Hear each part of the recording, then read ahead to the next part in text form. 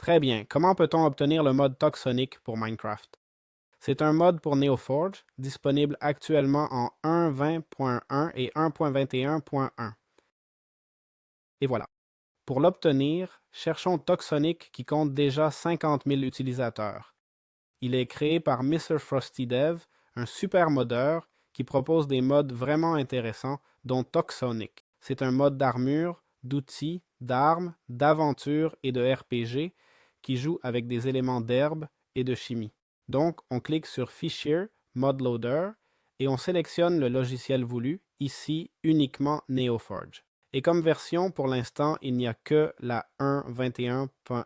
Comme vous voyez, le mode a été mis à jour tout au long de l'année, d'accord? On clique sur les trois boutons et on télécharge le fichier, on sauvegarde ce fichier via Windows Plus R, on tape AppData, on va dans Roaming Minecraft et dans le dossier mode, il n'a aucune dépendance, ok? Voilà, avec ça on peut commencer à jouer au mode sans aucun problème. Alors commençons le guide, qu'est-ce qu'il fait? Très bien. Comment peut-on commencer avec Toxonic? Eh bien, le premier objet essentiel du mode est le mortier et pilon. Il se fabrique avec 5 pierres et un bâton.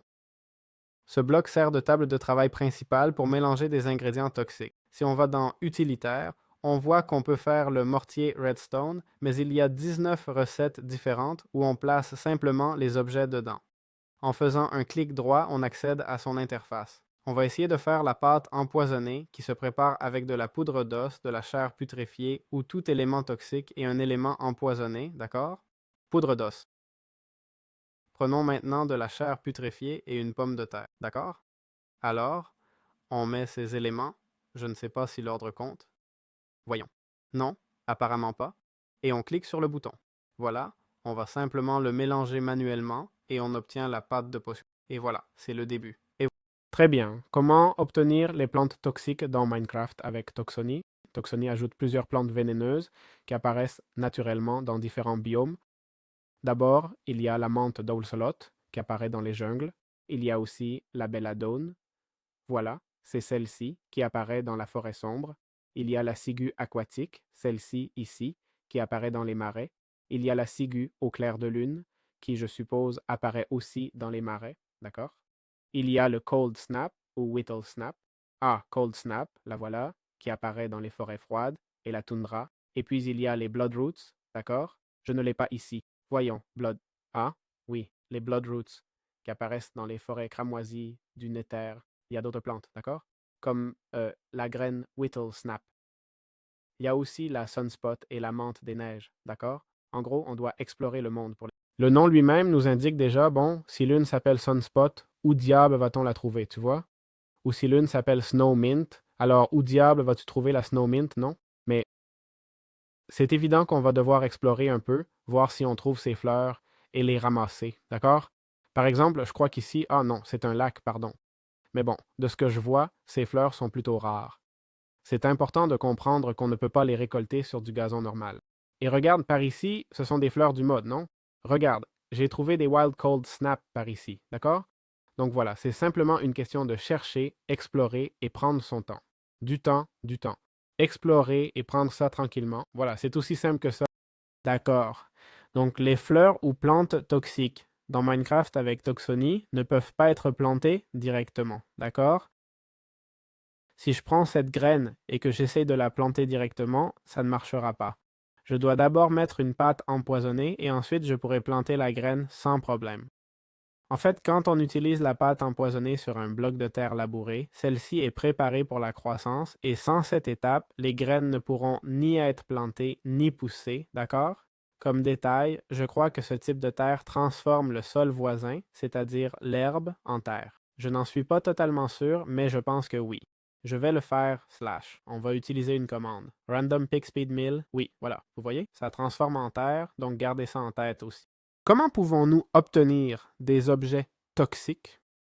Eh bien, en gros, quand tu tues des créatures sous l'effet du poison, elles peuvent lâcher des objets spéciaux, à condition d'utiliser un scalpel, d'accord?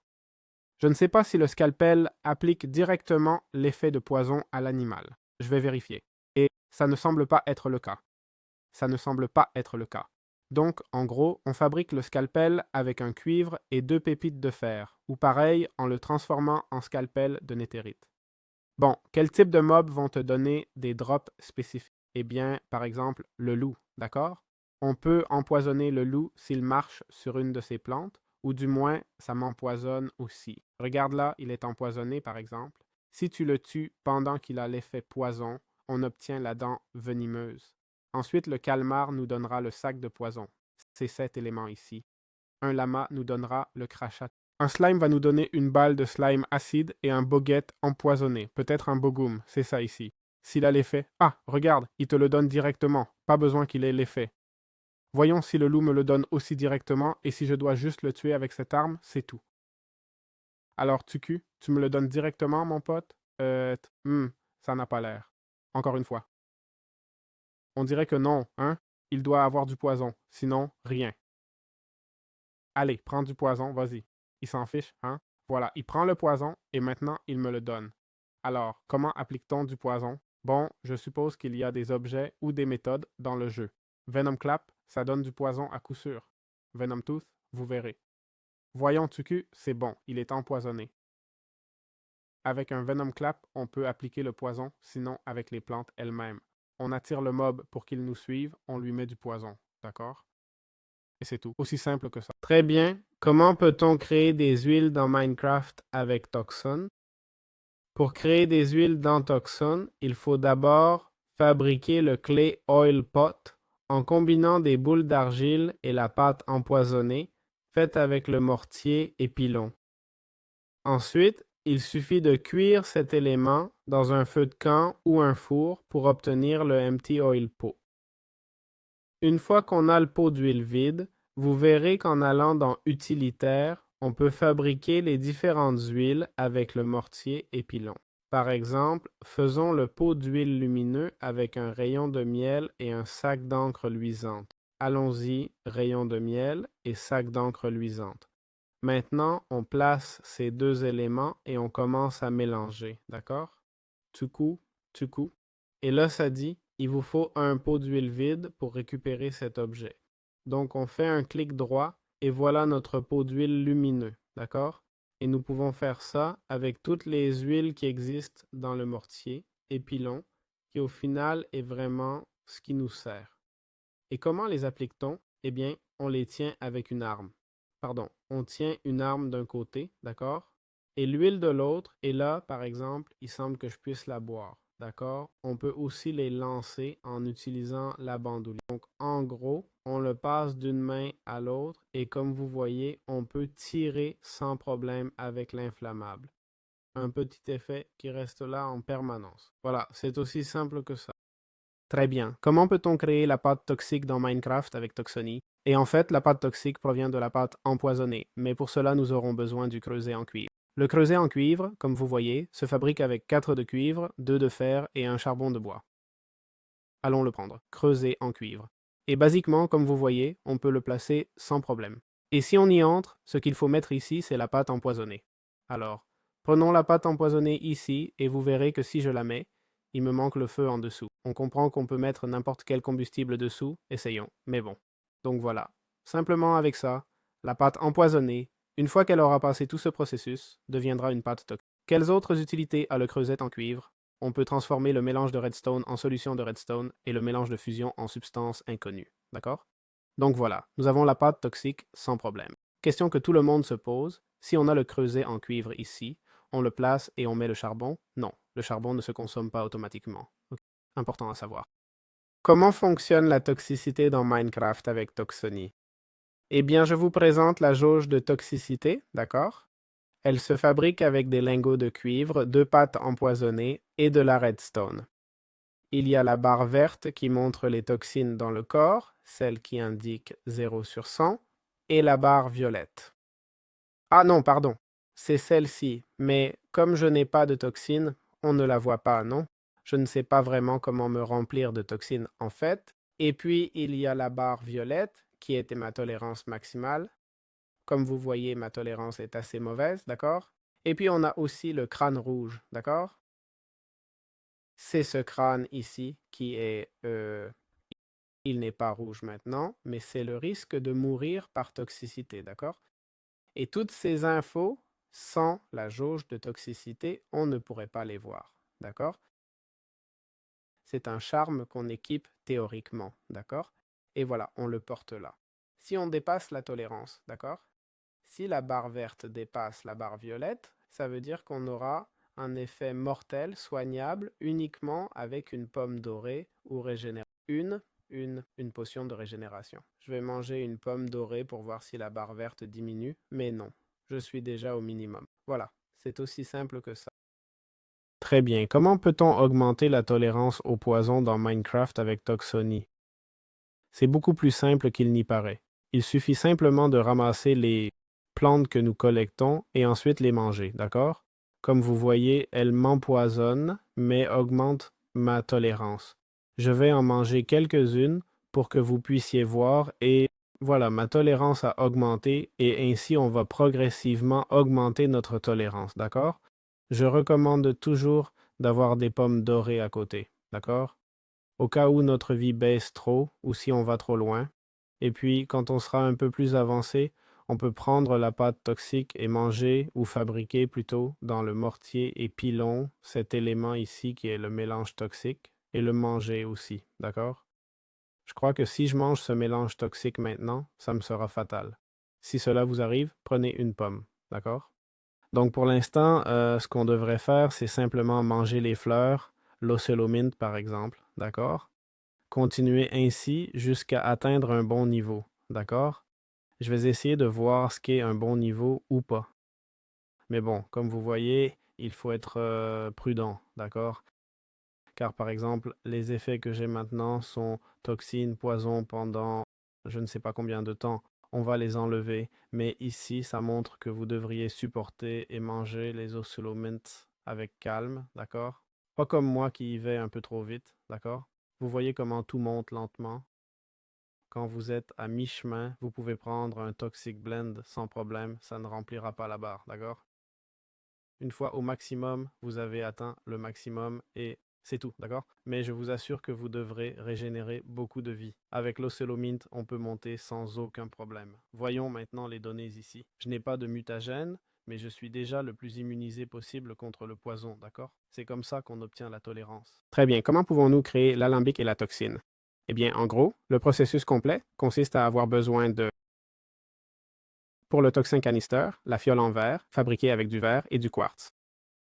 Ensuite, on fabrique le toxin canister avec 6 lingots de cuivre et 2 pâtes toxiques. La pâte toxique se fait comme ça, d'accord? Puis on a besoin de la base d'alambic, faite avec un toxin canister, 5 cuivres et un fer. Donc, voilà, on mélange, on fait ce craft et on obtient l'alambic. Si on fait clic droit dans l'alambic, comme vous voyez, on peut observer son fonctionnement. Il faut de la poudre, d'accord? On va la mettre sans le casser. Merci beaucoup. On la mettrait avec un clic droit. Et pour faire une toxine, on prend la formule de toxine, faite avec une fiole d'eau. En gros, on la remplit d'eau, de pâte toxique et de verrues du nether. OK? Puis on la met ici et ça devient une toxine. Voyons, toxique, toxique. Comment ça s'appelle? Formule toxique. On la place et on prend le flacon en verre vide, on le met et ça commence à chauffer. Et voilà la toxine. Et qu'est-ce que c'est la toxine? La toxine est le poison le plus puissant du mode. Avec ce poison, on peut améliorer notre tolérance le plus rapidement possible. Mais comme vous voyez, ma tolérance est déjà au max. Sinon, faites pousser beaucoup de plantes, pas grand-chose d'autre. Le cuir toxique, le pot toxique vide. Oups, je suis mort. Bon, zut alors. En plus, je n'ai pas le Keep Inventory. Alors, faisons par exemple la solution d'affinité. Voilà la toxine, c'est fait. On met ça, la solution de redstone ici, et ça, et n'importe quelle plante. Faisons la solution d'affinité. Voilà la toxine qu'on vient de fabriquer comme vous l'avez vu. Tout d'abord, je dois vous montrer comment faire la solution de redstone, qui se fabrique dans le creuset de cuivre avec un mélange de redstone, et ce mélange se fait avec de la redstone et un flacon d'eau. Non, il n'y a pas grand-chose d'autre, d'accord? Donc, je veux voir ce que fait la solution d'affinité. Prenons un coffre, mettons la solution d'affinité dedans et dupliquons-la, car pour une raison quelconque, elle n'est pas dans le mode créatif. La voilà. Et voilà, je vais vérifier ça maintenant en l'équipant ici. J'ai du poison pour une raison quelconque. La solution d'affinité s'utilise avec l'aiguille en cuivre. La voilà. Voilà la solution d'affinité. Et on peut utiliser ça sur des entités mourantes, d'accord? Donc, ces entités, nous allons les examiner avec la loupe. Vous voyez qu'elles m'indiquent herbe, bloc, cadavre, terre et autres. Bien. Ce qu'on devrait essayer, c'est chacune de ces solutions d'affinité, par exemple, sur une vache. Donc, on place la vache, prenons la loupe. Voyons voir, loupe. Voyons si ça me dit quelque chose. Quelque chose me Ça ne m'indique rien. Eh bien, zut. Bon, théoriquement, on doit lui appliquer ça. Mais bon, comme vous voyez, dans ce cas, il est mort. Et ce serait une question d'essayer chacun des effets. Et là, c'est vide, non? Exactement. Maintenant, c'est vide. C'est pour ça qu'il ne me laisse pas l'appliquer. Clic droit. Maintenant, c'est plein. Cible pas assez faible pour injecter, me dit-il. Ok, essayons encore. Pas assez faible. Donc, on doit l'affaiblir, puis l'appliquer. Tu as acquis assez de connaissances pour la belladone. D'accord. Et à partir de là, on pourrait développer des mutagènes et tout ça. Très bien. Comment peut-on créer des mutagènes dans Minecraft avec Toxon? Dans Toxon et pour Minecraft, les mutagènes ne sont pas fabriqués directement comme un objet indépendant, mais s'obtiennent suite à une mutation du joueur quand il surmonte correctement les niveaux de toxicité en utilisant des mélanges spécifiques et un ingrédient toxique précis. Le type de mutagène obtenu dépend de l'ingrédient toxique utilisé pendant le processus de mutation. Et la première étape est de préparer le système de toxicité, c'est-à-dire avoir la jauge de toxicité, d'accord? Contrôler la barre verte des toxines et la barre violette de tolérance. Éviter que la barre verte dépasse l'autre et barre, d'accord? C'est-à-dire éviter l'overdose. Ensuite, on crée le mélange du bon niveau, d'accord? Soit en mangeant des plantes, soit en faisant un mélange toxique avec de la pâte empoisonnée et un ou deux ingrédients toxiques. Bon, il faut faire monter cette barre de toxicité, d'accord? Et le niveau maximal serait une toxine, d'accord? Si on voulait, on pourrait continuer à fond. Ah, on peut l'améliorer encore plus. Je suis mort en mode créatif. D'accord. Ah, regarde, regarde, regarde. Il dit, reçois moins de dégâts quand tu es dans le feu. D'accord, on peut monter encore plus haut. Waouh, ça je ne m'y attendais vraiment pas. 137 sur 300, c'est écrit ici. Et maintenant, 168. Et je peux descendre, doré. Donc en gros, il faudrait qu'on consomme une toxine, d'accord? Ça se fabrique comme ça, je vous ai déjà montré comment le faire. Alors, maintenant, nous entrerions en état de mutation. D'accord? C'est ce que nous sommes maintenant en mutation infernale, ça s'affiche. Et le mutagène obtenu dépend de l'ingrédient toxique utilisé, pas du mélange lui-même. D'accord? Par exemple, dans la toxine, qu'est-ce qu'on utilise? Verrue du nether et pâte toxique, non? Donc, il existe différents types de mutagènes, d'accord? D'abord, il y a la mutation nécrotique, la mutation bestiale, la mutation aquatique, la mutation infernale, qui est celle que je pense qu'on a maintenant. Inflammable, mutation infernale. Il y a aussi la mutation creuse et la mutation de l'âme. Chaque mutagène a 3 niveaux qui se débloquent en répétant le processus avec des mélanges plus puissants. Et pour monter de niveau, le mutagène inférieur devient insuffisant et il faut consommer des mélanges encore plus puissants. Ah, regarde, il faut prendre la toxine. Et je meurs, non? Ah, regarde, j'ai reçu une autre mutation. Quand je frappe une entité, elle gagne un petit boost de vitesse. C'est la mutation bestiale. Oups, ça m'a un peu boosté là. Je ne sais pas si je peux alterner entre poison et pomme d'or pour monter, mais ça n'a pas l'air possible. Donc ce que je ferai maintenant, c'est prendre cette mutation bestiale et la faire monter de niveau, ok? Je vérifiais si avec la toxine, on peut faire un mélange pur, d'accord? C'est quelque chose encore plus toxique que la toxine elle-même, pour finir de monter les niveaux. Par exemple, si je continue à consommer, je suis passé au niveau 2, compris? Je ne sais pas si le mélange pur a d'autres niveaux, ça n'en a pas l'air, ok? Mais j'ai réussi à atteindre le niveau 2. Maintenant, il faudrait trouver quelque chose encore plus puissant que ça, d'accord? Voilà, c'est aussi simple que ça. Très bien. Comment pouvons-nous faire évoluer des plantes avec affinité dans Minecraft avec Toxic? Dans Minecraft, le mode toxique permet d'évoluer des plantes toxiques grâce au système d'affinité, d'accord? Les solutions d'affinité. Donc, le processus est strict, d'accord?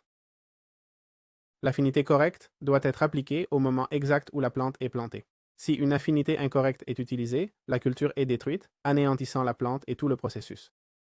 Par exemple, les transformations suivantes apparaissent littéralement dans les guides du mode, d'accord? Ce serait par exemple cette plante que je crois être la belladone, d'accord? Exactement. Donc, on prend les graines de belladone et on prend la substance thermique, d'accord? On la plante, on l'applique.